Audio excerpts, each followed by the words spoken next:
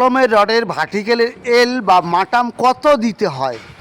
কলমের রডের জয়েন্ট বা ল্যাপিং কোথায় দিতে হয়? ফুটিংয়ে যখন আমরা কলম দাঁড় করাই তখন দেখবেন এই কলমের রডের ভার্টিক্যালের যে মাটাম বা এল দিতে হয় স্ট্যান্ডার্ড সাইজ 300 বা 1 ফুট। দেখুন কলমের রডের ভার্টিক্যালের যে এলটা এটি 300 দিতে হয়, এটা স্ট্যান্ডার্ড সাইজ। এবার রডের জয়েন্ট বা ল্যাপিং, আপনি বিমের নিচ থেকে স্ল্যাবের উপর থেকে যে এরিয়া ক্লিয়ার হাইট এরিয়া এর ভিতরে আপনার রডের জয়েন্ট বা ল্যাপিং দিতে হয়। আপনার অল্টারনেটিভ দেখুন এর দুটো কিন্তু একই লেভেলে আছে, কিন্তু আগে পিছিয়ে 1 মিটার রাখতে হয়, এটা ঠিক না, এটা কখনই করবেন না। কন্টিনিউ নোটিফিকেশন পাওয়ার জন্য চ্যানেলটিকে সাবস্ক্রাইব করুন। ভালো লাগলে অবশ্যই কমেন্ট করবেন। ধন্যবাদ, ভালো থাকবেন, অল দ্য বেস্ট।